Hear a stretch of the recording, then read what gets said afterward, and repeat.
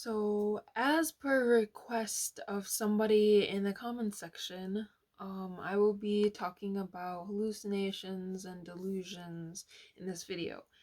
And basically, that goes under the category of psychosis. And psychosis can happen in a lot of different ways. It happens after taking certain drugs. It happens if you have schizophrenia. It happens sometimes if you're really tired. And it happens in bipolar. So I'm going to talk a little bit about how psychosis is part of bipolar, and I'm going to talk about how you can prevent it, how you can cope with it, what other people can do to help people with bipolar cope with it and prevent it, and also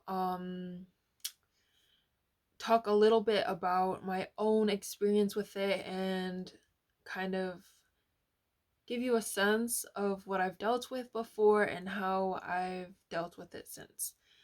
So, first things first, as most of you know, I'm doing the January challenge thing where, you guys who, how do I word this?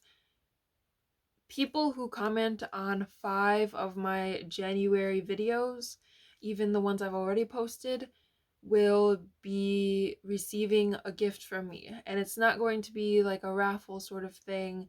I think I have enough, or not enough, but like little enough subscribers that people who actually take the time to do this will receive something, and I will be able to like have enough time to create everything. But if I had like 1,000, like hundreds of thousands, then I would have to do a raffle. But since you guys are here in the beginnings of my channel, everyone who comments on 5 of my January videos will receive something.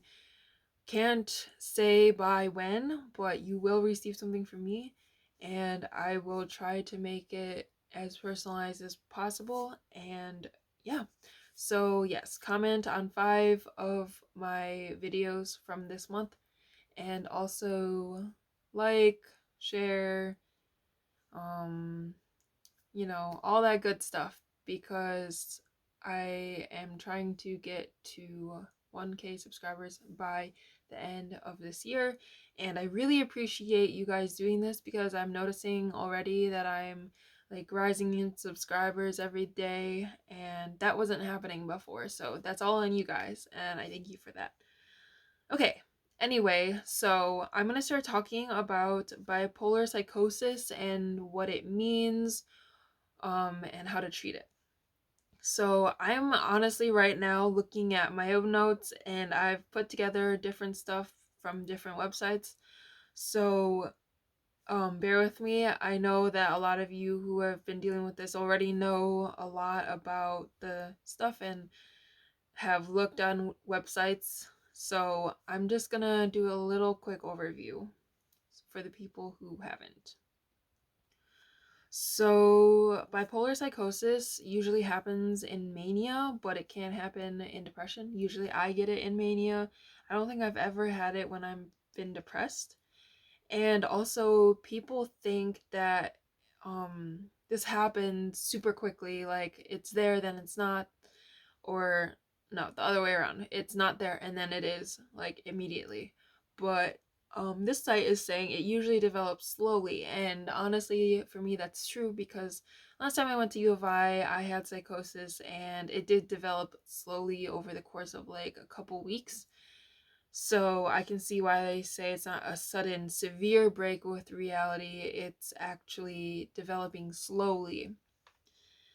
So it says the list of initial symptoms of psychosis include decreased performance at work or in school, less than normal attention to personal hygiene, difficulty communicating, difficulty concentrating, reduced social contact, unwarranted suspicion of others, less emotional expression, and anxiety. And that's only for psychosis. But symptoms of psychosis in bipolar disorder may also include hallucinations, delusions, incoherent or irrational thoughts and speech, and lack of awareness. So, to define hallucinations, that's when people experience things that aren't real to anyone but themselves. That means like hearing things or seeing things that aren't there and have unexplained sensations. I know that any of you who have watched my videos in the past know that I've had these things where I felt something bounce off of me that I thought was like a gunshot, but wasn't. It would have been like a BB gun sort of thing. It wasn't like a true like bullet. But there's that. There's the fact that I was hearing voices and thought that I was reading the minds of other people. There were things that I saw that weren't actually there. And that usually happened when I was off medication. So I don't know if there's a way to be off medication and not have those things, but I'm hoping there is. Hallucinations encompass all the senses. So this has kind of been confusing to me in the past because I've heard hallucinations are only visual, but as I dug into it, I realized they weren't, and I feel like that misconception is widespread. Because actually, it was my therapist that I had when I was in like third through fifth grade that told me that. She was like, "What do you mean, like you heard stuff? Hallucinations mean that you see things that aren't there." And I was like, "Oh." But it says hallucinations encompass all the senses, so that's like literally anything you see, hear, feel. I don't know if smell and taste are part of this, but it it's basically experiencing things that aren't there. And then moving on to delusions. Delusions are quote unquote unshakable belief in something that isn't real, true, or likely to happen. I've definitely had those too, and those are often tied with the hallucinations that I have. Like when I thought that I was hearing people's thoughts, I thought that I was like some divine being. And I know that a god complex is something that's common among people with bipolar, or not common, but not uncommon, if you know what I mean. Like people who have bipolar can say like, "Oh, I'm like the god of this," or like I have more control over things than they actually do. Um, but this site says that people may have grandiose delusions. This means that they believe they're invincible or have special powers or talents. In bipolar disorder, delusions of grandeur are common during episodes of mania. Yeah. I mean, I think that's pretty self-explanatory. I have definitely had those ideas, and I've definitely thought I've had special powers or talents, reading people's minds, being able to control things that, you can't control. And I think I often confuse like positive mindset with like control over things, because I think, when people talk about witchcraft, which is something that I was like into when I was manic, it's like there's a mellow part of it where it's like you make these innocent spells, or you cast these innocent spells, and it's all in your mind sort of thing, where it's like you're doing good for yourself and you're like attracting love and whatever. And people are skeptical, but then there are also people that are like, witchcraft is a real thing and it's evil sort of thing. And actually my boyfriend was that way. He was like, "You're never to touch witchcraft again." And I was like, "Okay," because it's just dangerous, and especially in the religious uh sense, witchcraft is like not natural. It's heretical, heretic, heretical, whatever. But like, yeah, so it's basically going against everything that is natural. And um yeah, so I think there are different subgenres of witchcraft that could be considered like more spiritual and less witchcrafty, but is still considered witchcraft. I kind of do my own thing where I write a thing down and like wish on something and then keep that thing as a reminder of my wish. And I think that is a form of witchcraft, but or like that's a spell that I read somewhere. I think it's like relatively harmless and honestly isn't related to anything else that is like danger related, because it's like it's only believing that something is going to come true and making a wish upon an object, which we do all the time, like wishing wells. Every time you make a wish on an eyelash, even, it's like just something we do, and I think having that kind of symbolism is separate from witchcraft. Anyway, that was a tangent. I'm sorry. Um, that's about delusions. So for me, it was like witchcraft and stuff, and like how much I could control. Um, so moving on, if a person with bipolar disorder experiences depressive episodes, they may experience paranoid delusions. They might believe someone is out to get them or their property. Yeah, so that's more like along the lines of paranoia and how these delusions wrap around paranoia instead of like a god complex or something like that. Um, Psychosis also includes like jumbled irrational thoughts and speech. A lot of times it happens where like what I'm saying to somebody is like too fast or like hard to follow because it's just so illogical, it doesn't make sense, and I move from subject to subject. And oftentimes when I'm manic in general, I lose my track of thought, and it's just because my brain is doing so many things at once. um the next thing, actually the last part of this, is lack of awareness. So many people experiencing psychosis may not be aware that their behavior isn't consistent with what's actually happening. They might not recognize that their hallucinations or delusions aren't real, or notice that other people aren't experiencing them. I think that I've become more aware of when I'm hallucinating, but it's really hard to know. It's really hard to know, especially when you are not in the right frame of mind anyway.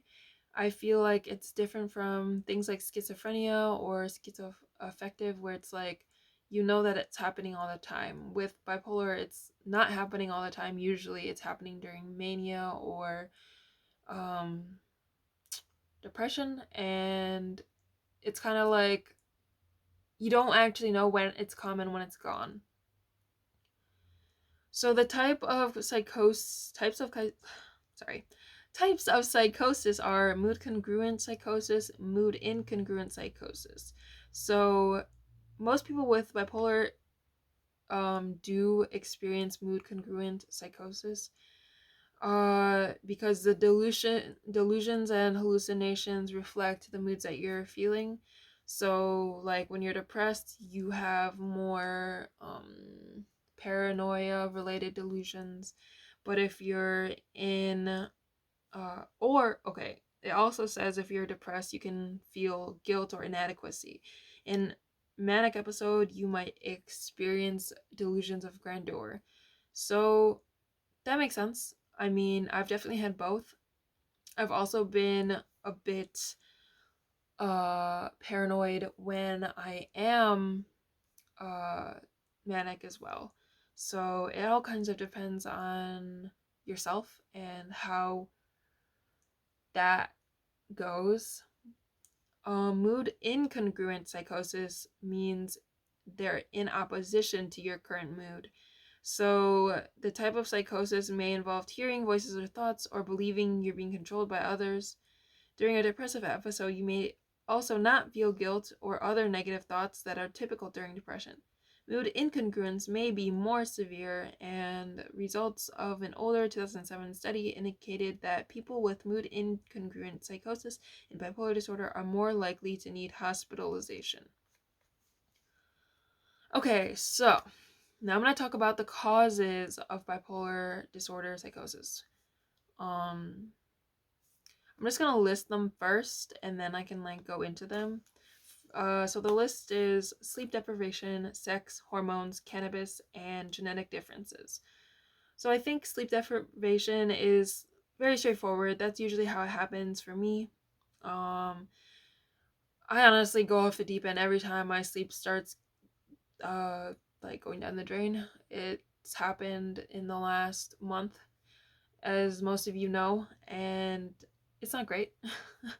I did avoid mania and psychosis, so that's good. I'm still not in the clear yet, according to the doctor, but we're definitely keeping the mania in check, so that's good. And so sex. Females with bipolar 1 disorder have a high risk for postpartum mania and psychosis.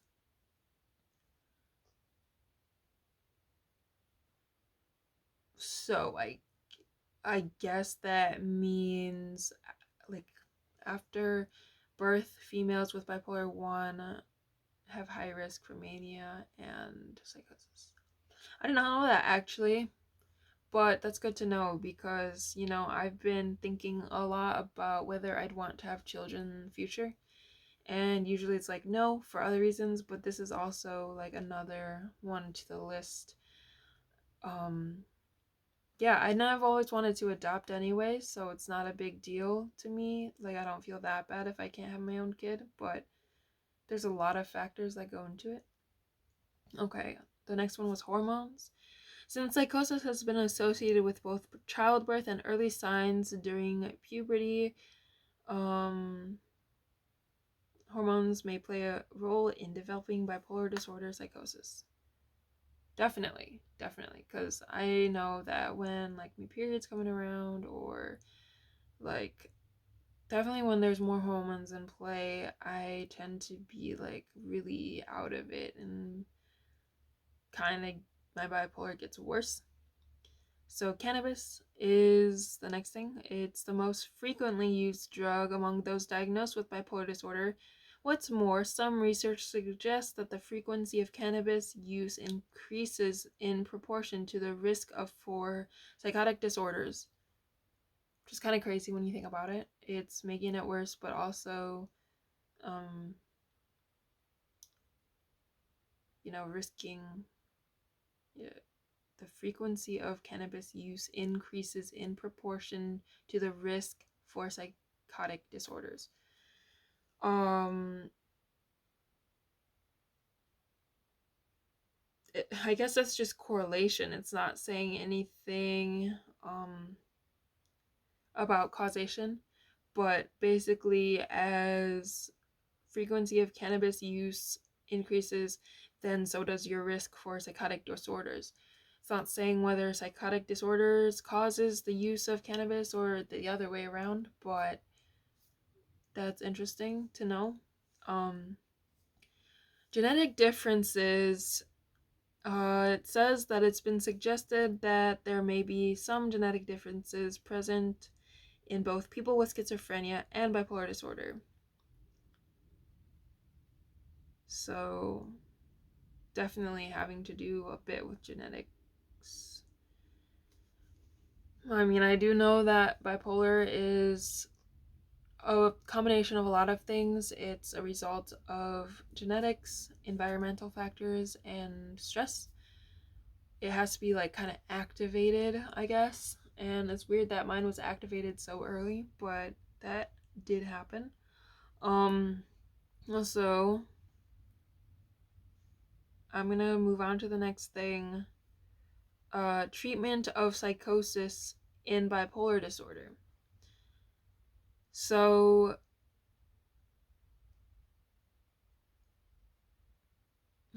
it says people who have experienced bipolar disorder psychosis report a holistic approach as the most effective. And it has a bunch of steps to achieving that holistic approach. But basically that means doing a bunch of different things to avoid psychosis. So the treatment might benefit from including monitoring psychosis and noting all the different things on a planner or calendar, including setting diet and events before and after the episode. Um,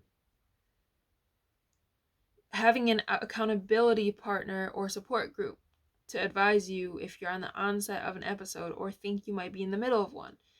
So basically, people around you telling you what's going on. Basically, people who know you and can give you this kind of advice. Avoid alcohol, which is known to intensify everyday bipolar disorder symptoms and possibly trigger mania or psychosis. Develop a routine for wellness that includes consistent sleep, taking medications as prescribed, a whole food diet, and healthy social time. So basically, just keeping the balance, making sure you're doing everything you need for yourself.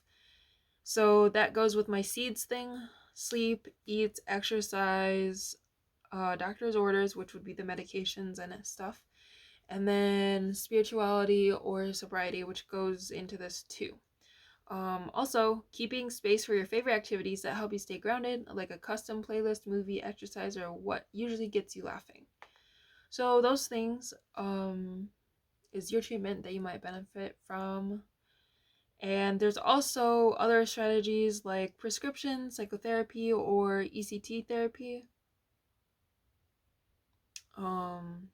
Actually, the T stands for therapy, so I just said electroconvulsive therapy. Anyway, ECT would help. I feel like you don't necessarily want to do that. You may be offered that only when medication and psychotherapy don't lessen psychosis. It's an outpatient procedure that reboots the brain. But prescription medications include mood stabilizers, antidepressants, or antipsychotic medications. And I am on antipsychotics most of the time because I have a tendency to get manic when I'm not on them. My doctor's ultimate goal is getting me only on a mood stabilizer that works, but it just seems like I always do need that extra antipsychotic. Also, psychotherapy. So, one-on-one counseling, family therapy, and education, group therapy, and peer support.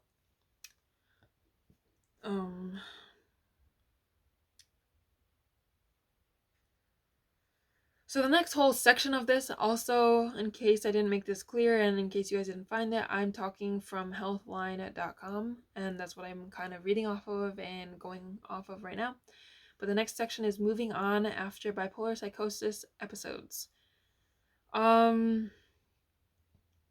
It says that it's not unusual for people to have only one episode and recover with treatment.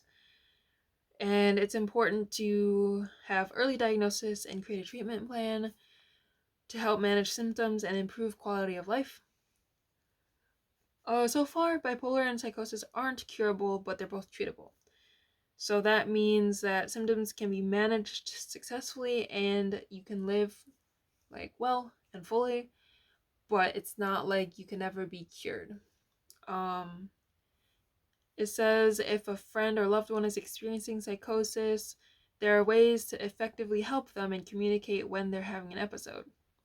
So next is how to communicate with someone experiencing psychosis.